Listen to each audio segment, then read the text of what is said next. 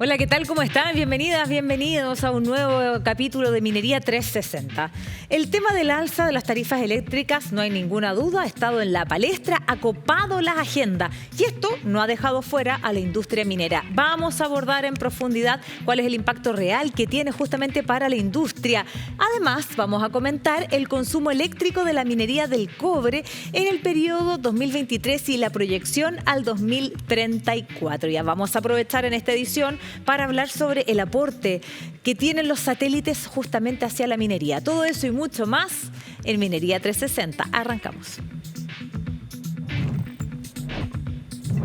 Y el gobierno dio a conocer los resultados del llamado a manifestar interés para desarrollar proyectos de litio acá en Chile. En total, fueron 88 las empresas que presentaron interés, de las cuales 81 serán evaluadas para la entrega de CEOLES que permitan seguir con los proyectos. Los detalles de todo esto lo vemos en el informe que preparó Javier Albornoz.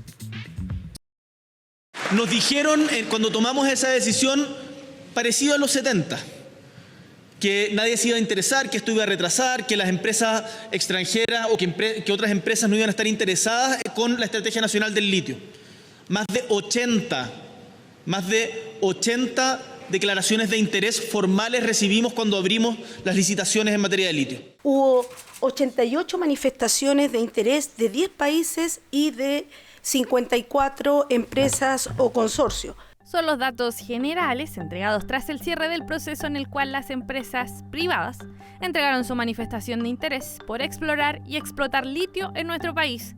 Esto como parte de las acciones expresadas en la Estrategia Nacional del Litio. Lo que muestra esto, entre otras cosas, es que hay mucho interés en el mundo sobre Chile, la seriedad de nuestras instituciones, del proceso, de la transparencia, para sacar adelante una estrategia. En total, fueron 88 las empresas que manifestaron interés. De ellas, 59 tienen domicilio en Chile. Sin embargo, también hubo consorcios de otros 9 países que mostraron interés. Entre esos, Canadá, Australia, Suiza y Estados Unidos. Hay algunos casos en que compañías extranjeras se asociaron con chilenos en joint ventures, sobre todo chilenos que son los dueños de la propiedad minera, y de esas yo conozco personalmente varias compañías que son compañías bastante serias, que tienen los medios, tanto financieros como la capacidad y también la experiencia para desarrollar esos proyectos. Ahora será el Comité de Ministros quien en los próximos meses definirá los criterios para poder otorgar CEOLES o contratos especiales de operación para producir litio. En el caso de litio nos planteamos como meta para este periodo de gobierno terminar en el 2026 con 3 o 4 proyectos adicionales a los del Cerro de Atacama. Lo que estamos viendo ahora es algo que nos sugiere la posibilidad de exceder esas metas. Del total, el 60% de las manifestaciones fueron sobre 16 salares de las 4 regiones en donde existe el recurso. Estas son Arica y Parinacota, Tarapacá, Atacama y Antofagasta.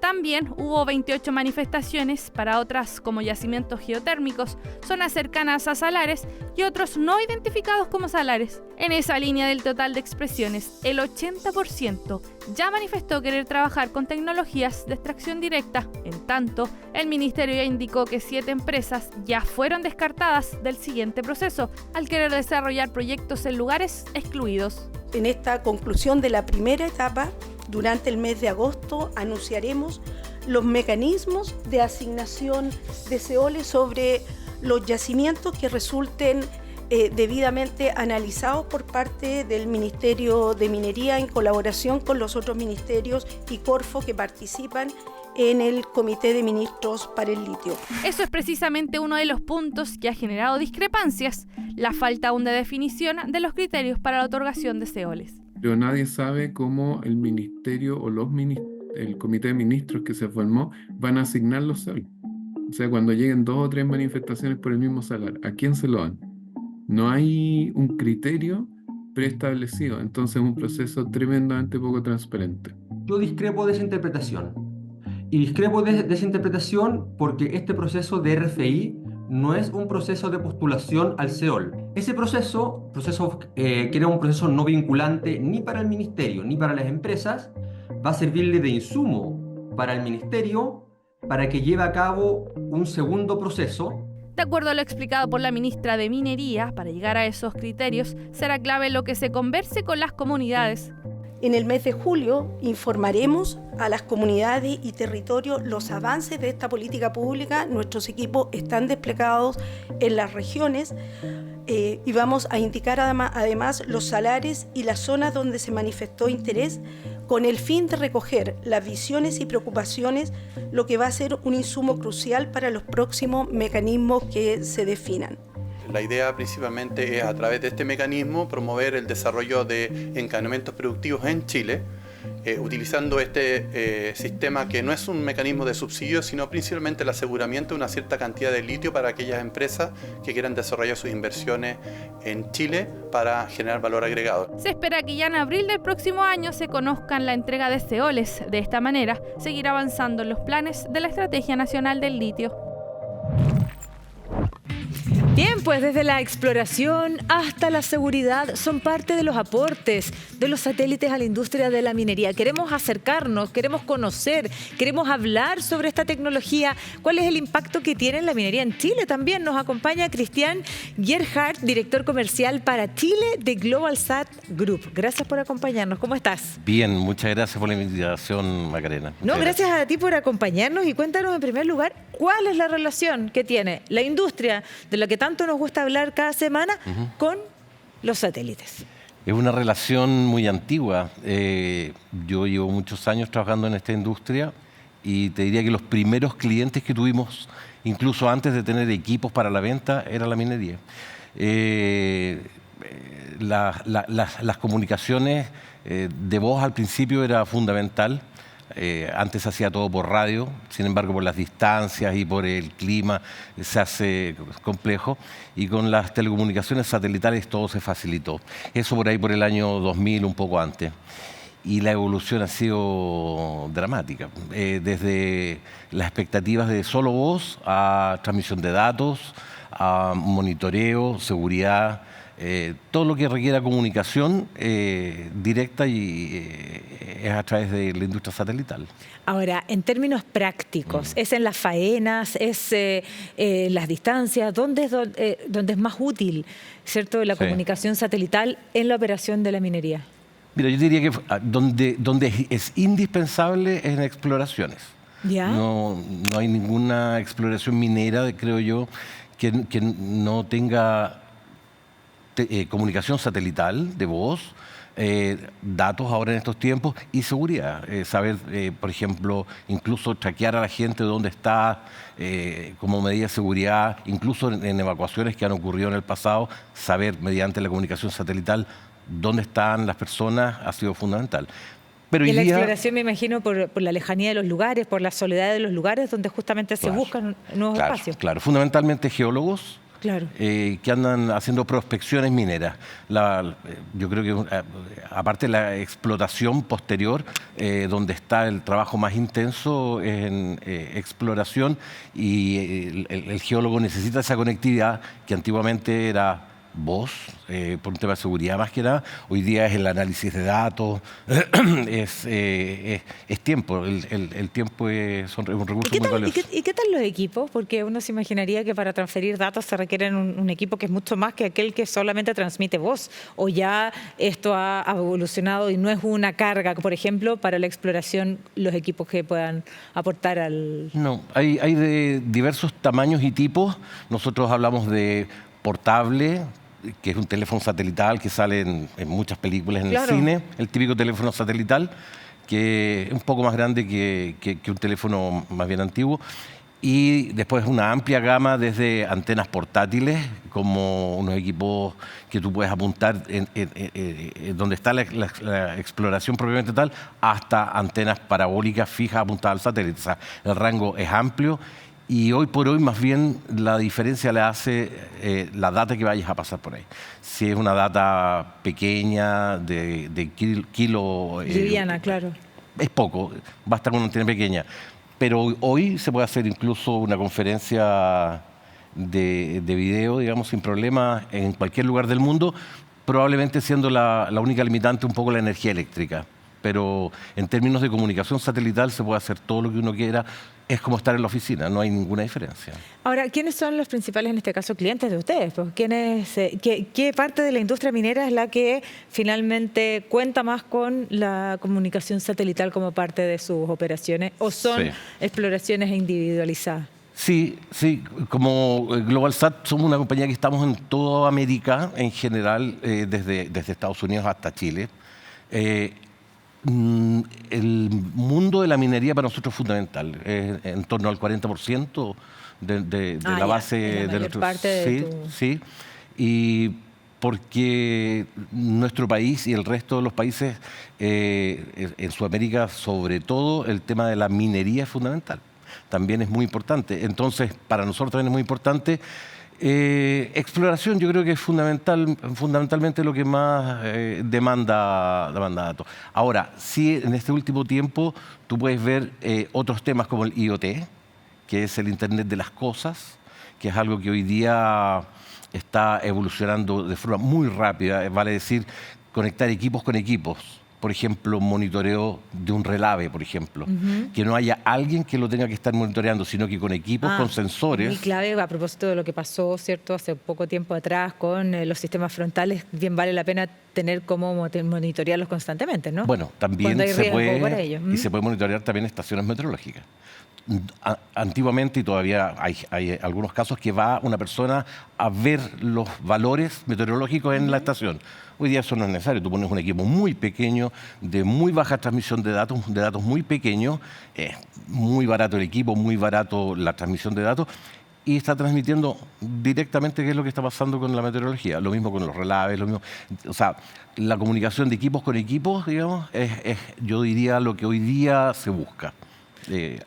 Automatizar a través de las telecomunicaciones satelitales. Ahora, obviamente esto ocurre en lugares donde son muy alejados, donde la comunicación de otro tipo es muy escasa, y es ahí donde, cierto, la comunicación satelital se vuelve crítica y se vuelve crucial. Y eso me imagino que también es útil para las personas. Hablábamos de la exploración, pero también hay faenas que están muy aisladas, ¿cierto? Incluso tienen distancias con sus campamentos base, por distintas razones. ¿Es ahí también un lugar donde la comunicación satelital cobra relevancia? Totalmente, totalmente. Incluso en lugares donde hay buena conectividad, los enlaces satelitales se usan como backup. Porque basta que en alguna faena minera que tenga comunicación, ponte tú por fibra óptica, que es muy rápido y muy eficiente, muy moderno, basta que se rompa la fibra, una luz, un aluvión lo rompa, o un camión lo pasa a llevar, lo que sea, y no pueden quedar incomunicados. Entonces, si bien en las faenas de prospección son fundamentales, en las otras también se usan de backup. Es así. Normalmente las faenas mineras están en zonas muy aisladas.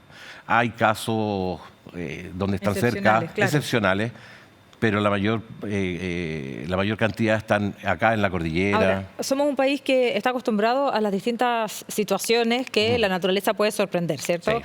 No sé, estamos hablando, somos un país sísmico, somos un país donde en cualquier momento un movimiento telúrico nos puede dejar sin conexión, sin conectividad, y es ahí donde también nuevamente la salvación es, en este caso, el satélite. Absolutamente, absolutamente. Nosotros, si bien es cierto, la minería es, como te decía, en torno al 40%, y es para nosotros un mercado fundamental, nosotros somos quienes damos conectividad, por ejemplo, a lo que es Senapred, para ver el tema de esto de los monitoreos, de las alertas. De los tsunamis, al SHOA, para ver variaciones de mareas, en fin. Toda la comunicación que se requiere en zonas aisladas o remotas, se hace en forma satelital. ¿Cómo proyectan ustedes la comunicación satelital en tiempos que cada día es más frecuente o posible tener otro tipo de comunicación en los lugares más recónditos? ¿Cuál es la proyección? ¿O siempre va a ser este backup seguro? No. Yo hace muchos años, conversando con unos amigos, hablábamos de este tema, y si bien se veía como backup o como una alternativa, se ve que cada vez va a ser incluso primario. Hoy día hay tecnologías satelitales modernas que ya están en Chile en operación, como Starlink, por ejemplo, donde compiten directamente con la conectividad urbana. No, ¿Incluso en los costos? En los costos, en la estabilidad del servicio, en los anchos de banda, sí. Entonces, desde mi punto de vista, toda comunicación va a tender a ser satelital. Yo creo que la gente no quiere tener antenas cerca, cablear es caro, el cableado... Por supuesto, veo difícil que compita con la fibra en términos de velocidad y calidad, sin duda. Claro. Pero o sea, ¿no son excluyentes, son complementarias? Yo creo que son totalmente complementarias. No creo que sea solo un backup como era antes. No, para nada. No. Por lo tanto, ¿y qué posición se encuentra Chile? Yo sé que no me queda tiempo, pero es interesante también hablar de todas aquellas cosas que acompañan a la industria y no siempre del mismo core de la misma industria. Por lo tanto, mi pregunta es ¿cómo está Chile respecto? Porque hemos hablado de nuestros satélites o no, de poder buscar otro. ¿Cómo opera Chile?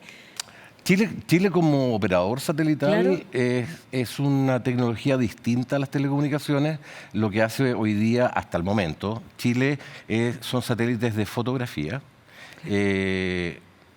Avanza sí a servicios de comunicación sobre los mismos satélites, pero en realidad la operación masiva y grande somos operadores privados, no es Chile como Estado.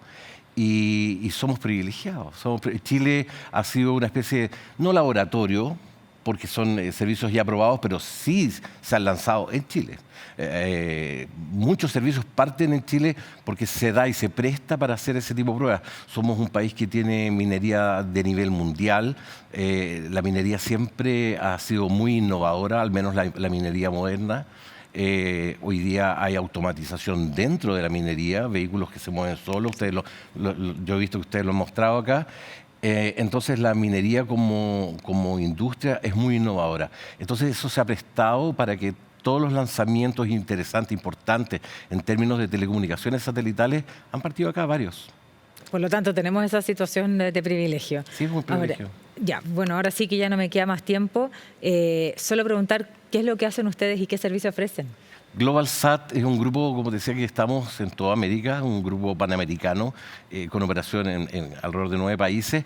Damos servicios satelitales, vendemos equipos, tenemos licencias Subtel como corresponde y, bueno, atendemos a diversos clientes, no solo minería, está gobierno, que es muy importante para nosotros, pero está también pesca, forestal. La verdad es que hoy las telecomunicaciones son para toda la industria. Ninguna industria puede estar sin telecomunicaciones. Y Chile es un país que, si uno mira un poco las coberturas tradicionales, son más bien en las ciudades.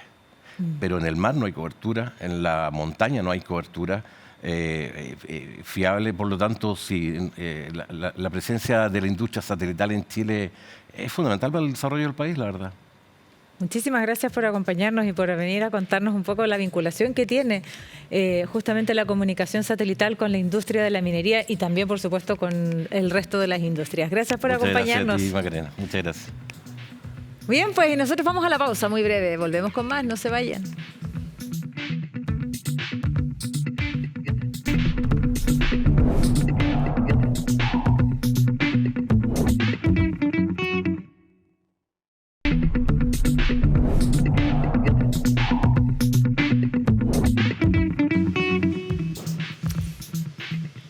Y seguimos revisando noticias que han marcado a la industria. Se lo adelantábamos ya, el alza de la luz y el mecanismo de financiamiento del nuevo subsidio eléctrico han causado declaraciones cruzadas entre el gobierno y los gremios mineros. ¿De qué forma se va a ver afectada la industria? El detalle en el informe que preparó Cristian Soto. La industria minera es el cliente más grande de electricidad en Chile. Según el último informe de consumo energético de la minería del cobre de Cochilco, este segmento representa el 15% del consumo de todo el país. Como cliente libre, la industria negocia contratos directamente con las empresas generadoras. El fin del congelamiento de precios y la posterior alza del precio de la luz llevó al gobierno a disponer de un nuevo subsidio eléctrico para clientes regulados, cuya cobertura ahora se busca triplicar. El Ejecutivo propone financiar esto con un aumento temporal al impuesto al carbono, un aporte fiscal con cargo a la recaudación adicional de IVA que estará asociada al alza de tarifas de electricidad y un aumento temporal del cargo de servicio público, correspondiente a mayores consumidores industriales, sector donde entra la gran minería. Las reacciones desde el sector a este último punto no se hicieron esperar. Desgraciadamente, este país sigue pensando que la minería tiene infinitos recursos, ¿ya? Y ahí tenemos la respuesta, ¿no es cierto? Lo que pasó en los días pasados, que cuando se necesita la plata, entonces echémosle una manito a la industria minera. Evidentemente se está pensando en recargar tarifas de un insumo que es fundamental en la minería. Y si estamos hablando además de descarbonizar, de electrificar algunas labores, ¿no es cierto? Esto va absolutamente en contra de eso. Bueno, Codelco es la cuenta de la luz número 1 de Chile. Nadie paga más luz que nosotros. El 10% o el 9% de todo el consumo eléctrico de Chile es Codelco. Así que, evidentemente, este es un tema que siempre lo seguimos muy de cerca, pero nosotros somos una empresa pública, nosotros no hacemos política pública. Por lo tanto, no me voy a meter en una discusión que está en el ministerio, que está en las autoridades, que hay equipos técnicos que están haciendo esta discusión. Desde algunos sectores del gremio califican el alza del cargo por servicio público como un impuesto, lo que iría en contra de lo acordado con el royalty minero. Había un compromiso político cuando se puso el royalty el año pasado, de que no iban a haber más impuestos, ¿ya? Y esto es un impuesto. Y revela la creencia de que la minería tiene infinitos recursos, pero produce otro efecto que es muy negativo, y es el hecho que el país no contribuye, digamos, a reducir los costos, a hacer que la industria minera sea más competitiva. Ya los costos de la electricidad para todos los que son clientes industriales, agroindustriales o de distintos sectores productivos están siendo muy altos, y poner un nuevo impuesto al consumo eléctrico va a dificultar más no solamente la competitividad, sino incluso hasta la descarbonización de ciertos procesos productivos. En respuesta a las inquietudes de la industria, desde el Ministerio de Energía señalan que el cargo por servicio es un tema ya conversado y que no representa un impuesto. El cargo por servicio público ya está aprobado. El cargo por servicio público forma parte de la ley PEC 2 en su momento. Y en su momento se discutió si esto era o no, digamos, equivalente a un impuesto, y se determinó que no lo era, que era un cargo por servicio público que forma parte de los muchos cargos que tiene el sistema eléctrico. Uno de los puntos de la propuesta del gobierno es una reforma que permitirá a los pequeños medios de generación distribuida venderle energía a clientes residenciales, lo que provocaría, según el Ejecutivo, una reducción en los precios de la luz de hasta un 7%, cifra que alivianaría los sobrecostos que la industria acusa que está cubriendo. Las empresas mineras, por un lado, se van a beneficiar del cambio que se está haciendo respecto de los pequeños productores, los pequeños generadores eléctricos, y que eso se va a compensar con este ajuste en el recargo que se les va a aplicar. Por lo tanto, desde el punto de vista de su situación, van a permanecer básicamente en una situación similar a la que hoy día tienen, con una composición distinta en términos de los distintos componentes de los pagos que realizan por el consumo de energía eléctrica. Hay un tercer elemento que a lo mejor no se ha mirado porque a lo mejor no se entiende bien, que es corregir algo que nosotros estimamos que constituye una distorsión, que es el de los pequeños medios de generación distribuida. Y en ese sentido, corregir eso sí puede provocar un efecto de disminución del valor de la energía eléctrica. Discusión que continuará las próximas semanas, mientras el gobierno espera presentar el proyecto de ley del subsidio a más tardar el 15 de agosto. La minería también la constituyen las personas que cada día hacen historia, y hay muchas de ellas que nosotros a través de este espacio queremos visibilizar. Tras su primer acercamiento a mediados de los 90, Eduardo Rojas descubrió su pasión y amor por la industria. Desde entonces pasó por el puesto de operador hasta jefe general de operaciones de las plantas concentradoras de Sierra Gorda. Conozcamos más sobre la historia de este protagonista de la minería. Yo en el rubro de la minería de cobre llevo como 30 años, y aquí especialmente en Sierra Gorda, 11 años trabajando aquí, de la puesta en marzo. Mi primer acercamiento fue el año 94. en la minera TEC, Quebrada Blanca, cuando era Oxxo. Ahí estuve poco, tuve 3 años y medio. Que yo me inicié como operador acá en la minería. A ver si te logro explicar. Operador es el puesto que llega uno a aprender. Después que aprendí, fui aprendiendo la sala de control, después pasé a jefe turno, de jefe turno pasé a jefe de operaciones. Entonces conozco la minería de abajo, y surgiendo. Me encanta mi trabajo. Me gusta trabajar entre los fierros, me gusta el ambiente, me gusta trabajar en la minería. Hay varios aspectos, voy a nombrar algunos, no. Bueno, el aspecto, en especial acá en la compañía minera Sierra Gorda, hay un gran valor humano, una gran camaradería, una forma de trabajar distinto. Yo te digo, llevo 30 años en esto, aquí encontré una forma distinta de trabajar, una forma en que todos nos cooperamos, todos nos ayudamos. Somos una minería de baja ley, pero aún así hemos hecho logros que ninguna otra minería yo lo he encontrado. Por eso me siento grato de trabajar no solamente en la minería, sino que encontrarme gente que valora mucho donde trabaja.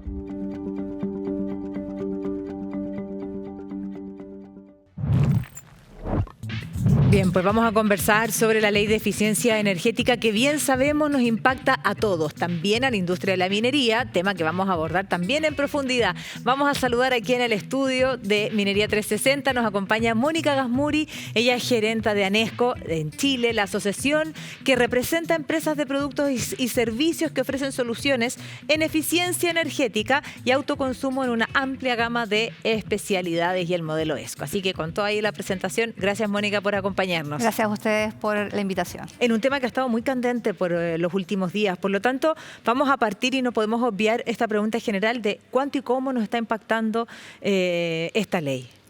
Bueno, la ley de eficiencia energética que se promulgó en febrero del 2021 tiene varios aspectos, ¿cierto? Va de ahora en adelante, va a exigir, por ejemplo, que los edificios, todas las construcciones nuevas, tengan también un sello, ¿cierto? Así como los aparatos que los vemos hoy día en la casa, los aparatos eléctricos, por ejemplo, que tienen su letra. Claro, esas letras que vienen cuando uno va a comprar un refrigerador, bueno, esto mismo etcétera. También en los edificios para saber qué consumo va a tener, ¿cierto? Qué eficiencia tiene ese edificio o esa construcción. Por lo tanto, eso va a ser súper importante de ahora en adelante. También otros aspectos es cómo incorporar la eficiencia energética en el Estado y también cómo de alguna manera incentivar la electromovilidad. Y obviamente hay un aspecto súper importante que es el artículo 2 que habla de los grandes consumidores de energía, que estos van a estar hoy día obligados a tener un sistema de gestión de energía implementado. Y ahí, por supuesto, la minería tiene algo que decir porque son grandes consumidores de energía, combustible y electricidad, por cierto. Por lo tanto, hay cosas prácticas que afectan a todos los usuarios, seamos desde la industria de la minería o cualquier otra industria, es decir, a todas las personas que vivimos en este país. Por otro lado, impulsar la electromovilidad, donde también la minería juega un rol importante, porque sabemos, ¿cierto?, que somos un actor relevante en justamente los materiales que se necesitan para avanzar a la electromovilidad y por otro lado, la gran industria. Entonces, como tú estás de paso por acá, no quiero dejar de aprovechar esta pregunta porque sabemos que hemos hablado sobre el alza de la cuenta de la luz, sobre cómo podemos también nosotros poder tener un consumo más eficiente, si es que hay datos para eso. Cuando nos afecta el bolsillo nos duele también y algo podemos hacer. ¿Y qué es lo que podríamos hacer? Sí, en general las medidas de eficiencia energética se pueden implementar en todo tipo de usuarios, ¿ya? Estamos hablando de hogares, empresas, comercio, industrias productivas, así como también la minería. Es bien transversal. Y en el hogar hay que partir, obviamente, viendo cómo estás consumiendo, ¿ya? Hay un consumo en Chile de un 75% del consumo final es de combustibles, o sea, todo lo térmico, todo lo que de alguna forma se prende y genera calor. Y otro 25% tan solo es eléctrico. Obviamente lo vemos más, ¿cierto? Pero ese es la combinación. Eso es el consumo general en Chile. Por lo tanto, a nivel de hogares, nosotros podemos ver, por ejemplo, cuáles son nuestros gastos, ojalá no superaran el 10% de nuestro presupuesto, eso es muy importante, eso internacionalmente es así, hay que fijarse cómo lo estamos utilizando nuestro presupuesto. Si tenemos más de un 10% destinado a combustibles o a energía en nuestro hogar, habría que preocuparse. Entonces, ¿cómo lo vemos? Generalmente el calor, por ejemplo, sale por las paredes, las ventanas, el techo, incluso el piso. Entonces, por lo tanto, la aislación ahí es clave. Luego también el tema de las ventanas, ¿cierto? Y aislar techos, ese tipo de cosas son las que están como medida número 1. Luego, otra alternativa es complementar y ir cambiando ciertos combustibles fósiles, y una ayuda importante es incluir, por ejemplo, el autoconsumo limpio a través, por ejemplo, de paneles solares, con baterías para resguardar, ¿cierto?, también la energía en casos de emergencia. Ese tipo de cosas yo creo que ya están bastante más a la mano. Obviamente existen las empresas que pueden orientar y pueden dar algún tipo de facilidades para que esto suceda, especialmente en comunidades grandes, ¿cierto? Comunidades sustentables que quieren ser sustentables, ¿cierto? O edificios también. Es posible. ¿Cómo podemos hacerlo más eficiente? Y eso es un dato, agradecemos estos datos que nos compartes. Quiero preguntarte además, ¿cuál es tu expectativa respecto del rol que juega Chile en la electromovilidad? Bueno, es súper importante porque justamente ahí se linkea, ¿cierto?, con el rol de la minería. Exacto. Hoy día la minería, Chile destaca por ser líder en cobre, líder en litio, ¿cierto? Cosas que efectivamente para la electromovilidad van a ser muy importantes. Por lo tanto, ahí, si podemos hacer un doble clic, la minería tiene mucho que hacer en eficiencia energética justamente para poder aportar estos elementos que son fundamentales para que efectivamente se produzca la electromovilidad. Claro, y ahí tenemos una oportunidad, ¿cierto?, muy importante que está viviendo nuestro país en cuanto a la demanda proyectada de cobre y también el litio. Pero también la industria minera, y lo decías muy bien, es un gran consumidor. Así es. ¿Cómo le impacta esta ley a la industria? Bueno, convengamos de que según incluso las cifras, si tú ves los gráficos de Cochilco, desde el 2021, o sea, de 2001 hasta el 2021, ya los consumos eran cercanos sobre el 40% en términos de combustibles y electricidad. Entonces, todo lo que antes costaba sacar materia prima, hoy día la verdad es que está duplicándose. Los costos, ¿cierto?, asociados a combustibles para poder extraer más cobre, en ese caso. Y de alguna manera, hoy día hay más esfuerzo de la minería por buscar nuevos yacimientos, buscar más cobre, y la ley de cobre ha disminuido. Entonces, significa necesitan más energía para sacar la misma cantidad de cobre que años atrás. Entonces, el consumo se ha ido al alza. Y, por supuesto, hoy día la eficiencia energética lo que permitiría es que se desacople, ¿cierto?, el costo por unidad, bajando también la intensidad energética en ese consumo de extracción, por ejemplo. ¿Y cómo se prepara la industria? Porque también va a ser parte y le impacta esta ley. ¿Cómo se prepara? ¿Qué desafíos tienen y qué oportunidades tienen también? Bueno, la ley de eficiencia energética en el artículo 2 habla de los sistemas de gestión de energía. Yo creo que ahí hay una tremenda herramienta, porque en pocas palabras se traduce en crear un sistema de mejora continua. En la medida que ya tenemos, bueno, de hecho en el 2002 ya el Ministerio de Energía publicó, ¿cierto?, un listado de 1.500 empresas, de las cuales a lo menos hay un listado de 2 listados de 300 empresas, las cuales aplican como grandes consumidores con capacidad de sistemas de gestión de energía. ¿Ya? Entonces ellas ya no solamente tienen nociones de cuáles son sus consumos, sino que ya están viendo a través de estos sistemas cuáles son las oportunidades que tienen de mejora. Y ahora, hace poquito, salió un nuevo instructivo, ¿cierto?, que ya empieza a pedir la implementación del proyecto, ¿no? ¿Cómo hacemos este proyecto real? ¿Cómo aplicamos las medidas de eficiencia energética? Y ahora van a tener desde agosto de este año 12 meses para que pongan sus metas, sus planes de acción, tengan identificado a su gestor energético, etc.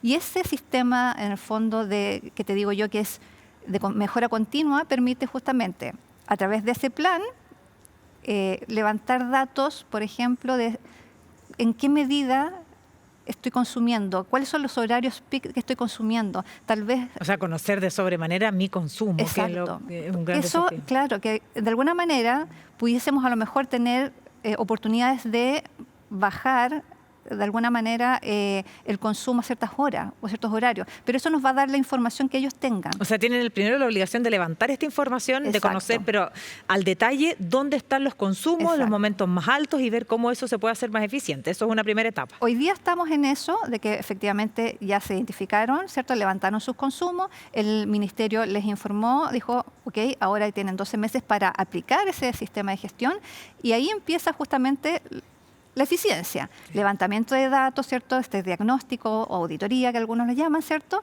Y luego buscar en cada horario, en la forma en que se consume la energía, dónde están las mayores oportunidades de aplanar la curva de consumo, por ejemplo, gestionar la energía, a lo mejor mejorar algunos procesos, a lo mejor también tiene que ver con mucho de aplicar innovación y tecnología para ir monitoreando justamente cómo se consume y al otro lado también ya empezar a cambiar hábitos también de nuestros propios trabajadores, ¿cierto? Porque no solo esto es faena, sino también son edificios donde hay un montón de gente trabajando, por lo tanto hay oportunidades también en el día a día de los mismos trabajadores de aportar a este objetivo de disminuir consumo. Por supuesto, o sea, este desafío, lo decíamos al inicio, nos impacta a todos, ya sea porque nos impacta en el bolsillo, pero también nos impacta porque es un desafío y es un compromiso que tenemos que asumir todos en cuanto a la eficiencia energética. Pero entiendo que es la operación donde es el mayor consumo más que en los campamentos, ¿no? Claro, sin duda. Entonces, por lo tanto, ahí también hay una oportunidad para la innovación, para ver cómo reducir esos procesos y de efectivamente conocer al detalle cuál es el consumo. Ahora la pregunta es, ¿cuánto tiempo tienen para eso? ¿12 meses en total el proceso o en 12 meses para implementar, para hacer la auditoría o el diagnóstico? Exacto. Son 12 meses a partir de ahora de agosto en que van a tener que, de alguna manera, ya hacer realidad ese plan, ¿ya? Y de ahí, por supuesto, van a tener que informar cuál es el plan al final. Ellos no tienen que tener una meta por sí mismos, digamos, sino que hay una meta de 4% de disminución del consumo en el plan nacional que involucra a todos los grandes consumidores. ¿Ya? Entonces, ellos son parte de ese 4%. Claro, pero de alguna manera yo creo que ellos también van a tener algunos objetivos cada uno, porque en el fondo están exportando, porque tienen un impacto importante sus productos que se están exportando. Entonces, de alguna manera ellos también van a decir, bueno, cuáles son nuestros objetivos, porque tenemos que ser más competitivos. Hoy día en el mundo global no queremos perder el liderazgo, obviamente, de la minería chilena, ¿cierto? Entonces tenemos que buscar esta fórmula porque está muy apalancado el costo del combustible, ¿cierto? Lo que ocupan de combustible respecto de hoy día de la unidad lograda de mineral. Por lo tanto, ellos van a tener sus propios objetivos. Ahora, claro, tienen que hacer su diagnóstico, plantear cuál es el plan, pero si ya tienen objetivos dentro de sus propias operaciones y faenas, mejor aún, porque cuando uno tiene un objetivo, apunta todo a cierto las estrategias en favor de eso y vamos a hacer una contribución importante. Solo para finalizar, en términos generales, ¿cómo has visto tú que las industrias en general han recibido esto y se adaptan a esto? Mira, yo creo que algunas empresas incluso empezaron a gestionar esto antes y tenemos algunos ejemplos de grandes empresas que se adelantaron incluso a la ley y retomaron hace poco nuevos y empezaron a ponerles un plus, ciertos plus.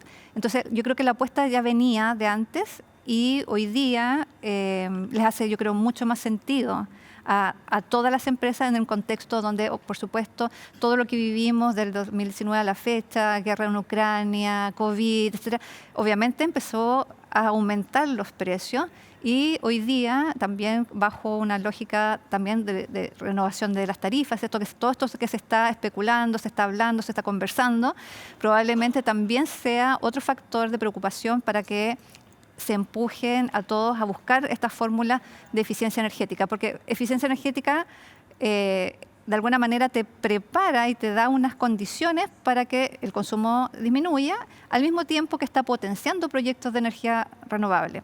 Voy a poner solamente un ejemplo. Cuando hay empresas que quieren, porque están muy de moda, lo primero que se le ocurre es ya, vamos a poner una planta fotovoltaica. Bueno, esa planta fotovoltaica a veces reduce su payback a la mitad si va de antesala con un proyecto de eficiencia energética. Entonces, no es reemplazar una energía por otra, sino que consumir menos. Consumir menos. Bueno, y eso es la ley de eficiencia energética. Gracias por acompañarnos en Minería 360. Gracias a ti. Y nosotros vamos a la pausa. Volvemos de inmediato. No se vayan. Espérenos.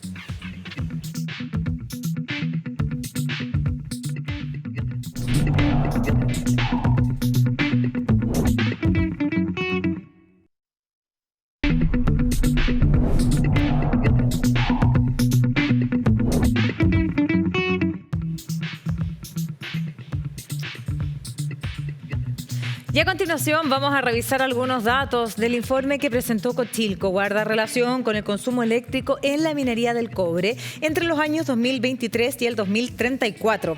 Se estima que el consumo eléctrico crezca desde los 26 terabyte-hora en el 2023 hasta los 34,2 en el año 2034. Esto representa un incremento de un 31,4% versus el 20,7% de aumento de proyección de cobre en este mismo periodo analizado. Vale destacar que esto se hace en base a la cartera de proyectos y operaciones de mineras vigente, la proyección de producción de proyectos futuros de cobre y la operación actual y la entrada en operación de plantas de desalación e impulsión de agua de mar. En base a esos datos es que Cochilco hace y entrega este informe y nosotros hemos destacado algunos de los datos, pero también esto tiene una división regional que lo vamos a ver a continuación.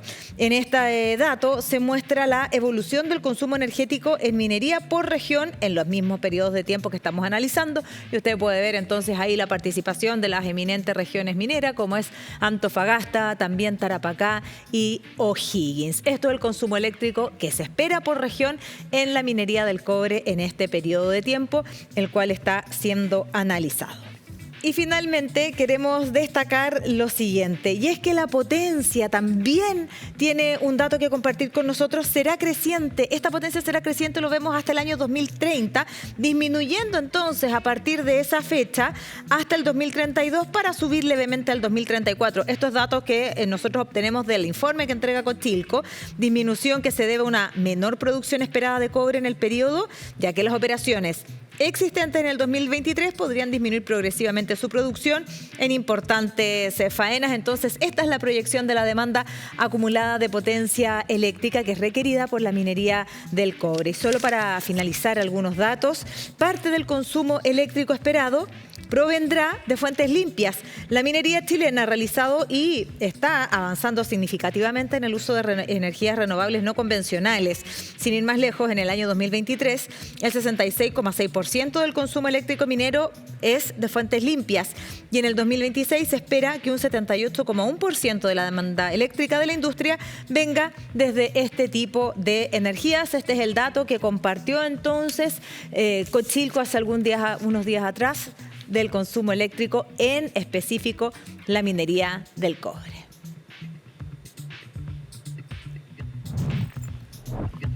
Bueno, la industria trae muchas novedades, así que aquí hay un compacto de las principales noticias que han marcado a la minería en los últimos días. La minera australiana BHP decidió reducir los incentivos a sus trabajadores en un 20% promedio a nivel global. Esta medida impactará tanto ejecutivos, supervisores, operarios, donde se incluyen trabajadores de Escondida, Spence y Cerro Colorado en Chile, exceptuando aquellos que se encuentran sindicalizados y bajo contrato colectivo. En Chile, el bono de desempeño que pagará BHP a sus trabajadores será del 75%, el recorte del 25%.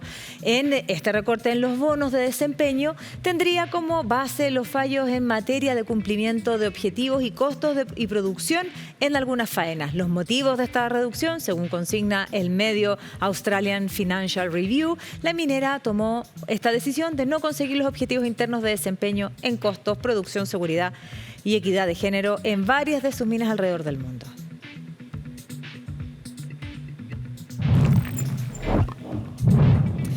Y el Consejo de Defensa del Estado demandó a la sociedad minera Quiborax, sociedad anónima por daño ambiental, al Salar de Surire, ubicado en la comuna de Putre, en la región de Arica y Parinacota. El CDE argumenta que el actual de la firma generó un impacto negativo que es continuo, acumulativo, permanente e irreparable dado sus faenas extractivas. La demanda, presentada en el primer Tribunal Ambiental de Antofagasta y elaborada por la Unidad de Medio Ambiente del CDE, sostiene que las actividades mineras desarrolladas ininterrumpidamente desde el 97 son responsables materiales de la destrucción y alteración de componentes esenciales del salar, la pérdida de servicios ecosistémicos, la pérdida del hábitat y la afectación a su biodiversidad. El Consejo de Defensa del Estado acusa que la faena ha causado la pérdida del hábitat necesario para la subsistencia de 3 especies de flamencos de las 6 que existen en el mundo, como el flamenco chileno, el flamenco de James y el flamenco andino. Ante este contexto, la entidad detalló que la demanda sostiene que la empresa Quiborax no se ha hecho cargo de mitigar, reparar y compensar los impactos ambientales significativos que provoca su faena minera.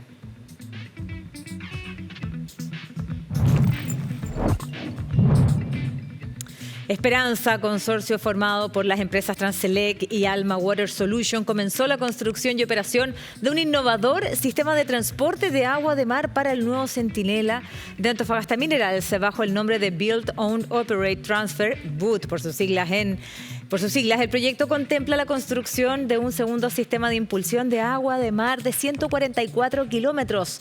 La inversión total para esta infraestructura asciende a aproximadamente $1.500 millones.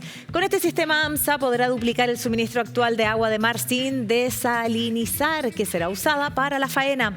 Este proyecto clave para Nueva Centinela es solo uno de los necesarios para llevar a cabo esta gran expansión de Antofagasta Minerals y se suma a la gestión para obtener 201 permisos de diferentes entidades regulatorias.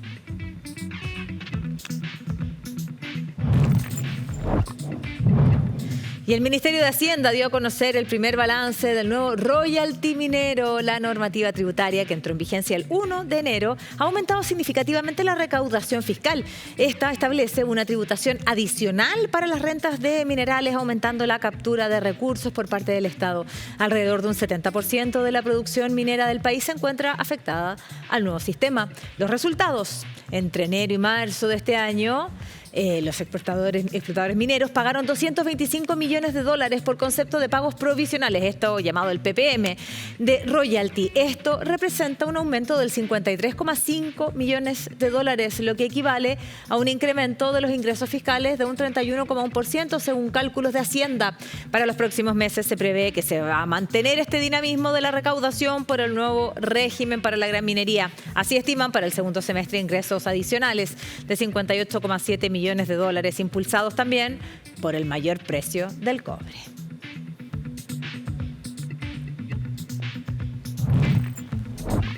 Bueno, vamos a hablar de todas estas curiosidades que tiene la minería y el cuarzo, que es un mineral que tiene diferentes variedades, pero también diferentes colores. ¿Quieren conocerlos? Los invitamos a ver la siguiente cápsula animada. El cuarzo de color azul se vincula a la tranquilidad, el rosa lo llaman el cristal del amor, el blanco dicen que sirve para la purificación de lugares y el verde provee esperanza y prosperidad. ¿Mito o realidad?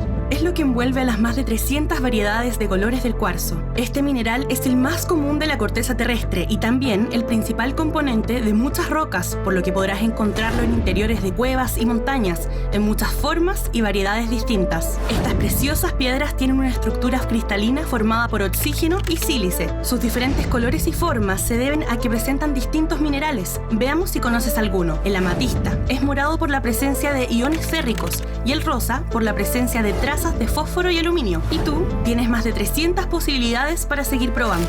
Si nos vamos varios años atrás, el cuarzo se utilizaba como amuleto de sanación física y mental. No tan distinta como ahora, ¿cierto? Hoy se hacen diferentes joyas y la creencia es que es limpiador de energías. ¿Y tú? ¿Tienes algún cuarzo para la buena suerte?